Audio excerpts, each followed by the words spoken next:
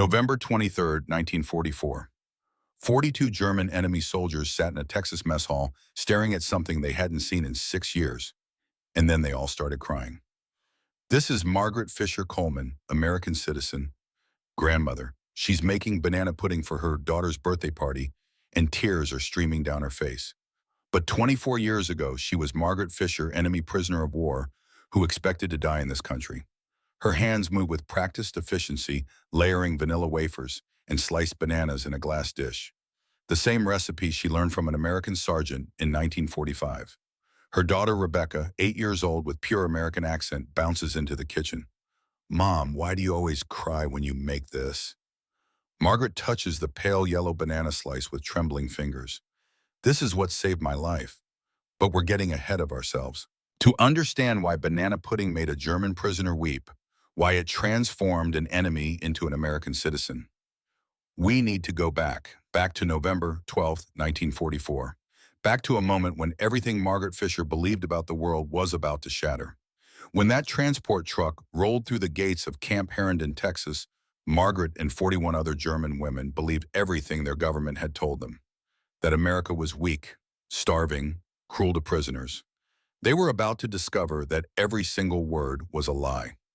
Margaret Fisher was 25 years old, communications specialist from Berlin. She had watched her city transform from vibrant capital into a city of rations, blackouts, and fear. Her father had been killed in an Allied bombing raid 2 years earlier. Her brother was fighting somewhere on the Eastern Front. She didn't know if he was still alive. She had stopped hoping months ago. Inside the covered cargo bed of that transport truck, Margaret pressed her face close to the canvas opening, catching glimpses of a landscape that seemed impossibly vast. The Texas sky stretched endlessly above them, unmarred by bomber formations or anti-aircraft fire.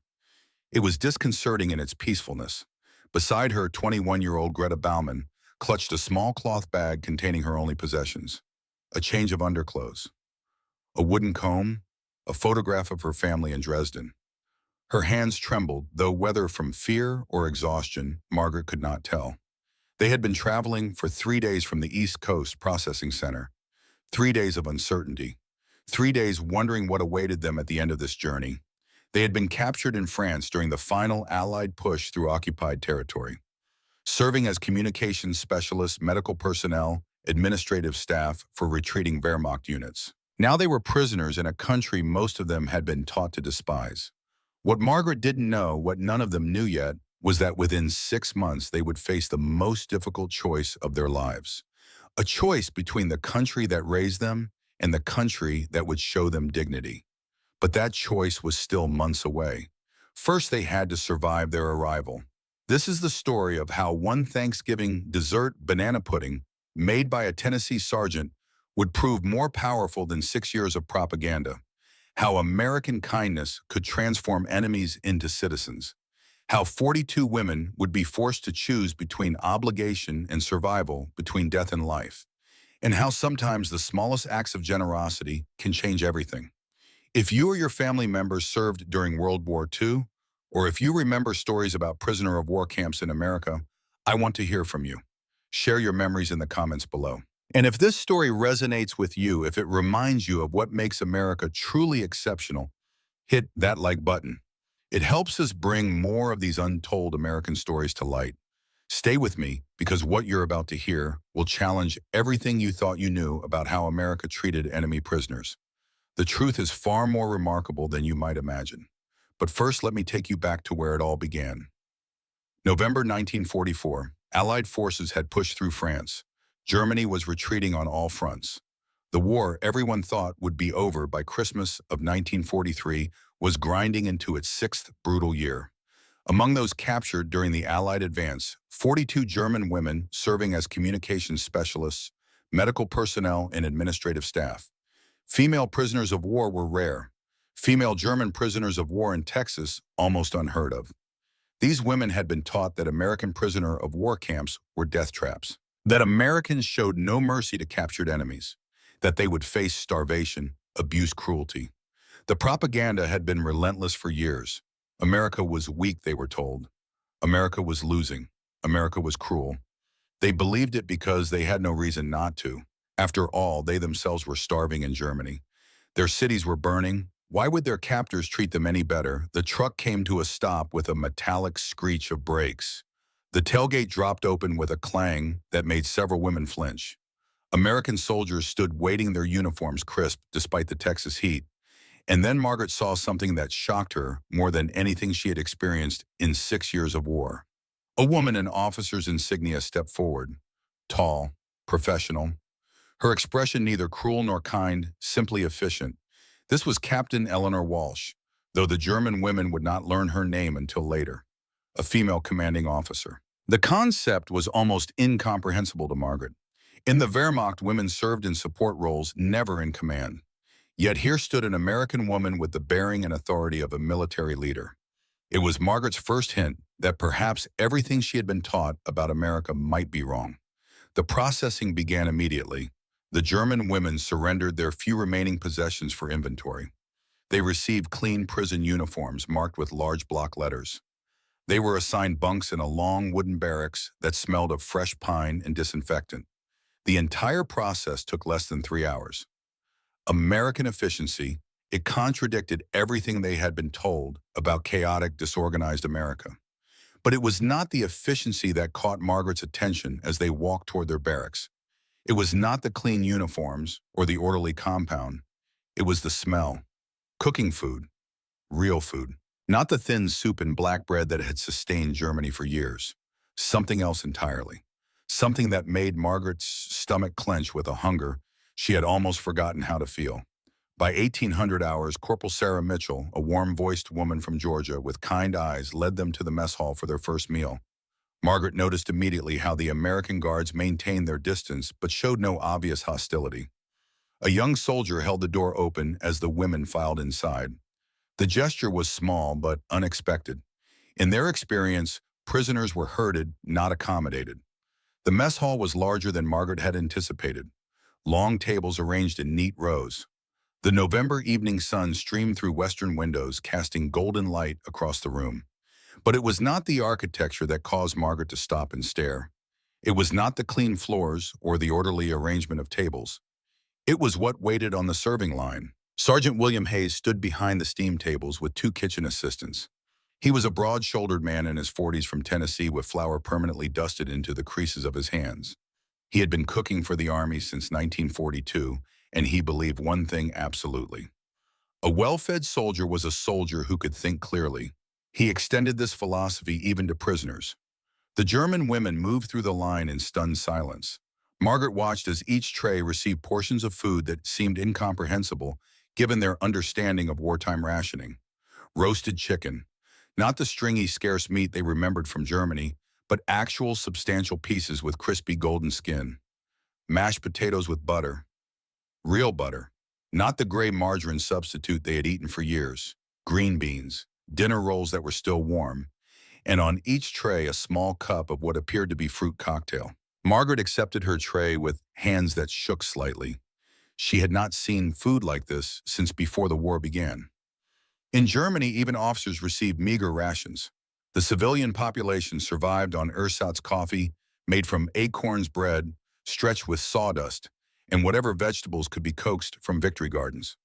Yet here in a prison camp, they were being served a meal that would have been considered luxurious in Berlin. Helena Schmidt, 29 years old with steel gray eyes and rigid military bearing, whispered in German to Greta, "This cannot be real. It must be some kind of trick." But the food was real. The aroma was real. And when they sat at the long tables and took their first bites, the taste was undeniably, impossibly real. The chicken was tender. The potatoes were creamy. The butter melted on their tongues like a half-forgotten memory of better times. Margaret chewed slowly, trying to process what was happening. Her mind raced with calculations. America was fighting a war on 2 oceans, supplying allies in Europe and Asia, maintaining millions of soldiers in the field, and yet they could serve prisoners meals like this. The propaganda had said America was weak, starving, on the verge of collapse. But the food on Margaret's tray told a different story. It whispered of abundance, of resources so vast that even enemies could be fed well, of a nation that could fight a global war and still maintain domestic prosperity. The cognitive dissonance was overwhelming. That night, lying on her bunk in the barracks, Margaret could not sleep. The other women whispered in German, processing their first day. Some maintained that the food must be temporary, a trick to lower their guard before the real cruelty began. Others were less certain. The food had been too real, the abundance too genuine. Something did not align with what they had been taught. Helena maintained her rigid distance from everyone, speaking only when necessary. Anna Hoffman, the 23-year-old translator from Heidelberg, practiced her English, quietly preparing herself to be useful. Young Greta cried softly into her pillow, homesick and terrified and confused. But Margaret simply stared at the ceiling, thinking about butter. Real butter, on mashed potatoes, for prisoners. The weeks that followed established a routine that felt increasingly surreal. Each morning they woke to reveille, performed assigned duties, maintaining the camp facilities, and attended English language classes offered by Corporal Mitchell. But it was the meals that continued to challenge everything they thought they knew about wartime America. Sergeant Hayes's kitchen produced food with a consistency and quality that seemed to mock the propaganda they had been fed. Every meal brought new impossibilities. Bacon for breakfast, not the thin strips they remembered from peacetime Germany, but thick slices that sizzled with fat. Fresh eggs, toast with jam. Coffee that was actually coffee, not the acorn substitute that had become standard in Berlin. Margaret found herself assigned to administrative duties, helping to organize camp records under Captain Walsh's supervision. The work was tedious, but it gave her access to something precious: American newspapers. She read them voraciously when Walsh was occupied elsewhere, trying to understand this country that had captured her. The newspapers shocked her as much as the food had. They contained advertisements, glossy images of automobiles, household appliances, abundant food products. During wartime, in Germany, newspapers had long since stopped carrying such frivolous content. Everything was focused on the war effort, on sacrifice, on the inevitable victory of the Reich.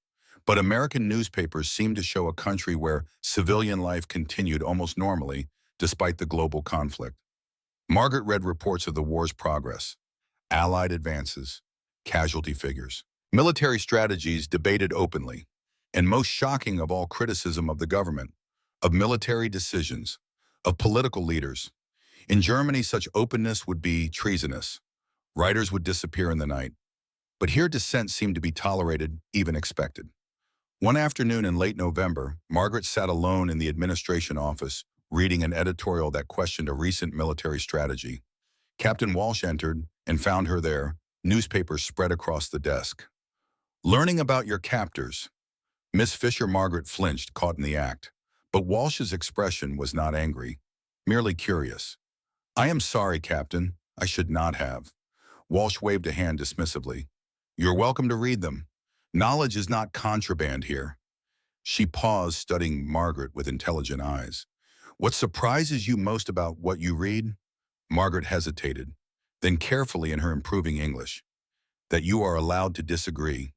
With your government. With your military. In Germany, this would be impossible." Walsh nodded slowly.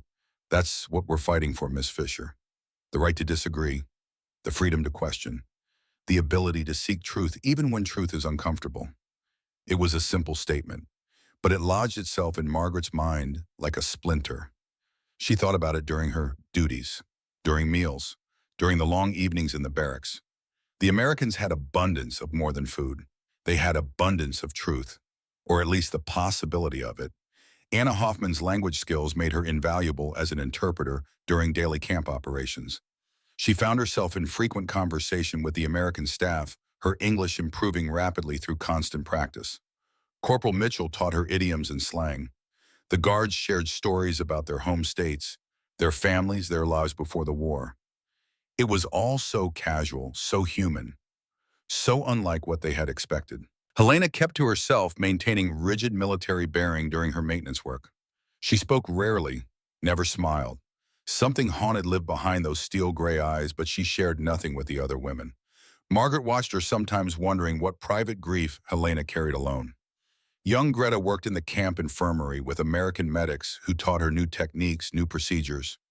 They were patient with her broken English. They showed her photographs of their families back home. Slowly, hesitantly, Greta began to smile again. To remember that she was 21 years old and that perhaps despite everything, life might continue.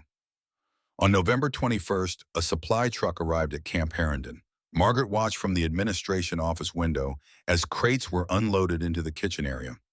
Sergeant Hayes inspected the delivery personally, his expression one of deep satisfaction. She could not see what the crates contained, but Hayes's reaction suggested something significant. That evening, the German women were informed that they would participate in an American holiday meal on November 23rd, something called Thanksgiving. Anna explained what she knew.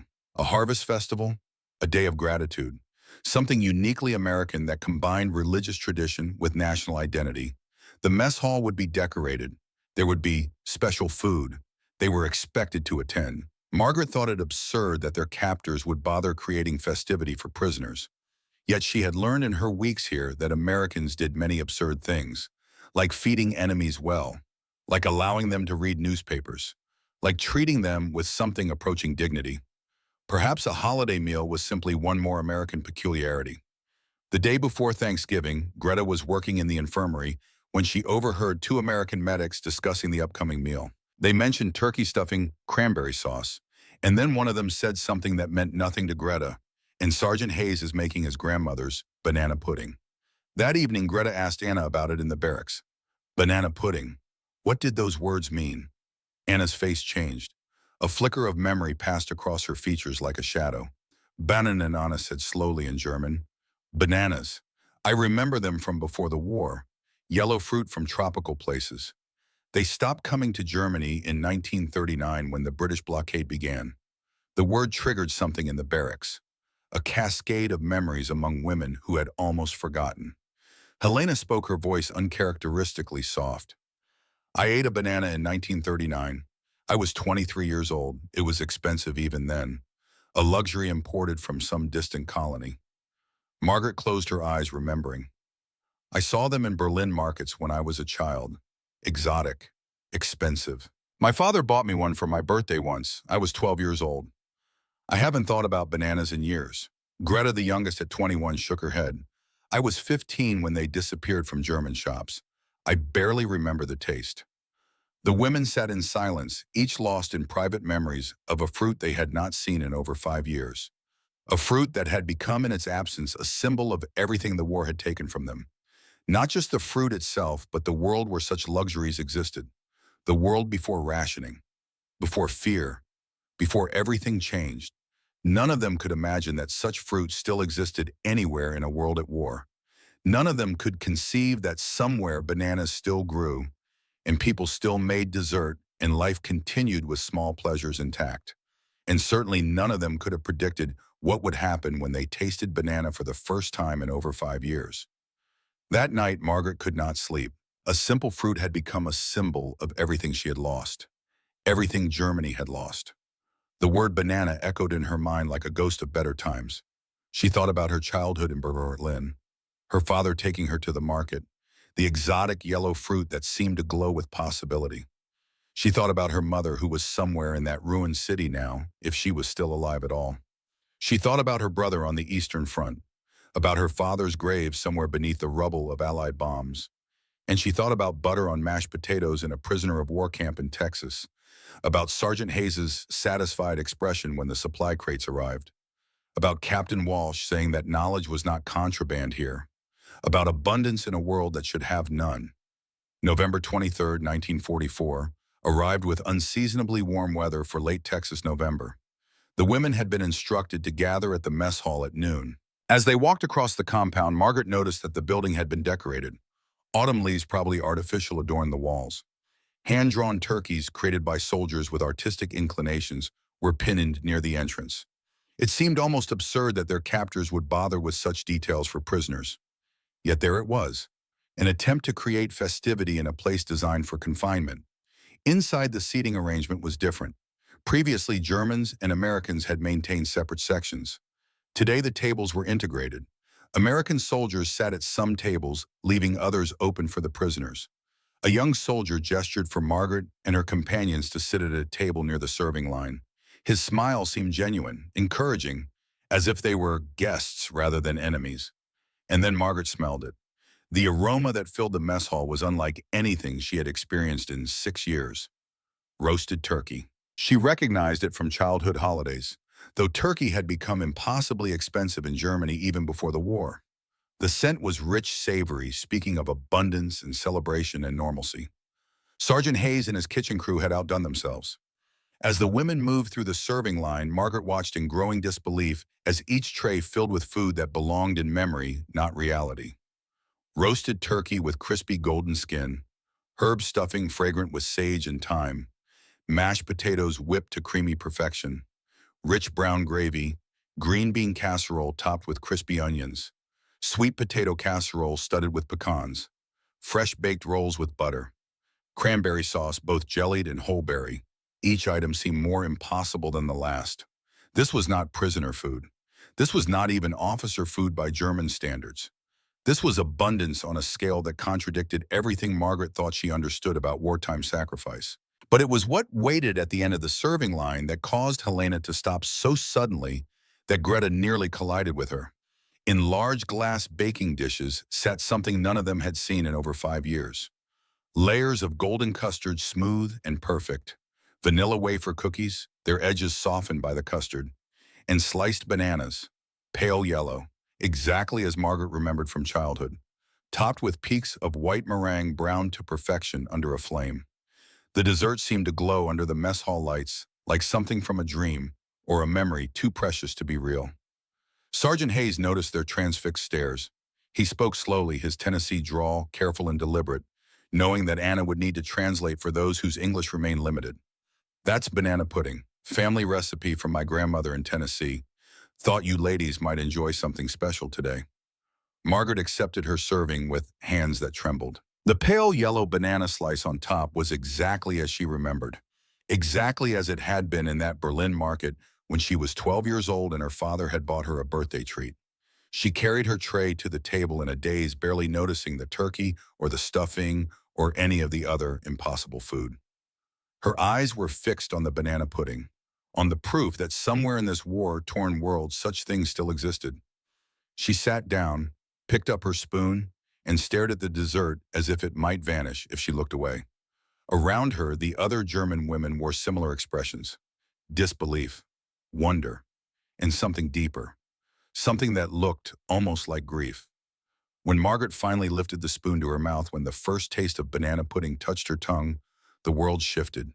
The flavor was exactly as she remembered: sweet, creamy, the distinctive taste of banana that no substitute could replicate. The vanilla wafers soft, the meringue light and airy. And it was perfect, and it was real. And then she was crying. Tears streamed down her face before she realized what was happening. It was not simply the taste of the dessert, though, that was extraordinary enough. It was what the taste represented. A world she had lost, a normalcy she had forgotten existed, a stark reminder of everything the war had taken from them. She looked up through her tears and saw that she was not alone. Around the mess hall, German women sat with tears streaming down their faces. Some wept silently. Others covered their faces with their hands, overwhelmed by emotions they could not articulate. Helena's rigid facade cracked like ice in spring thaw. Tears poured down her steel-hard face. Anna wept into her hands. Young Greta sobbed openly, her shoulders shaking. 42 women simultaneously experiencing the same profound grief. Not for the banana itself, though that was part of it, but for everything the banana represented. For the world before the war. For normalcy. For small pleasures and simple joys. For everything they had lost and forgotten. They had lost until this moment. The American soldiers looked alarmed. Some shifted uncomfortably in their seats. Sergeant Hayes emerged from the kitchen, his expression concerned, wondering if he had made a terrible mistake.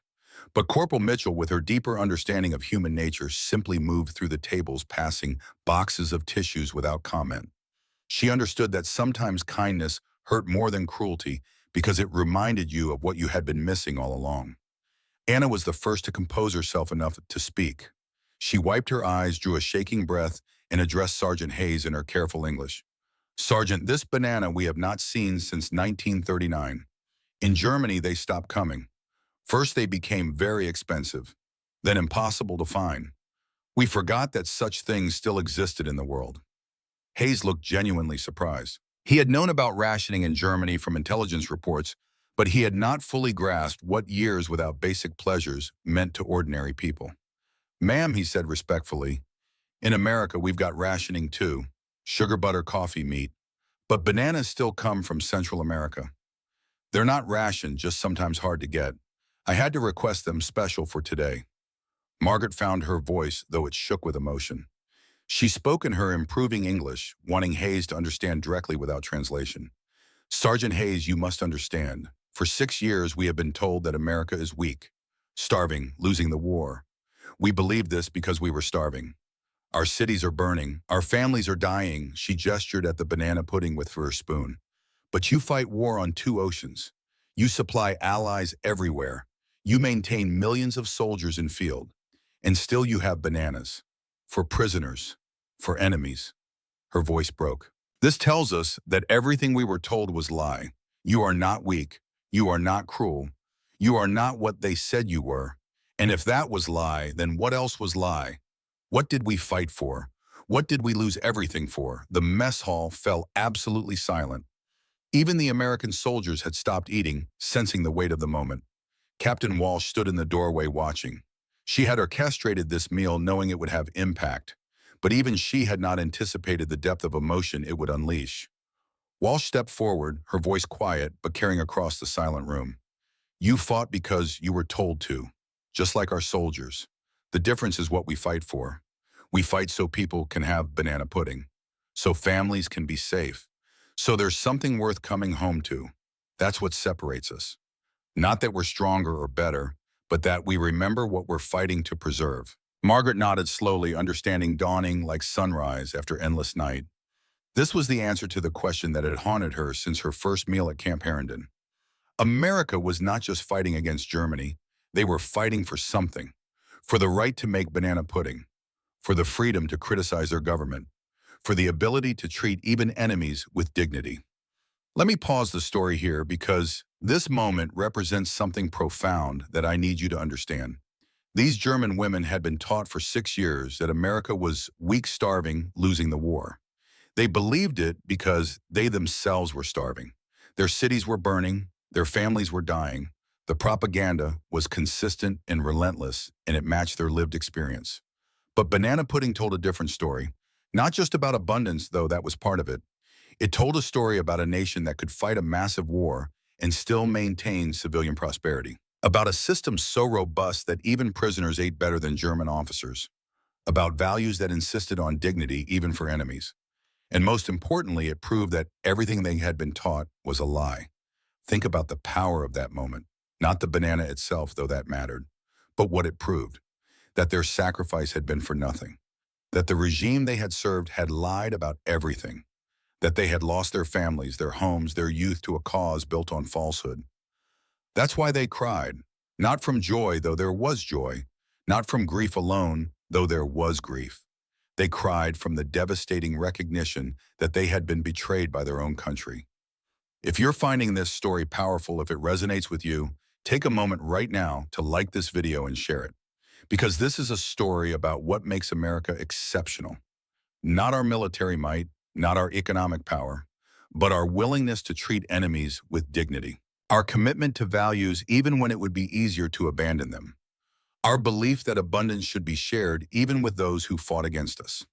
Now let me tell you what happened next, because that banana pudding was just the beginning of a transformation that would change these women's lives forever. That evening in the barracks, Margaret could not stop thinking about Captain Walsh's words. Treating people with dignity is what separates us from those who don't. Such a simple statement, but it lodged itself in Margaret's mind like a seed waiting to germinate. She had asked a reasonable question during the meal. "Why do you feed us so well? We are your enemies. We expected punishment, not kindness." And Walsh had answered with that single sentence that contained more truth than 6 years of German propaganda. The conversation that began in the mess hall over banana pudding did not end there.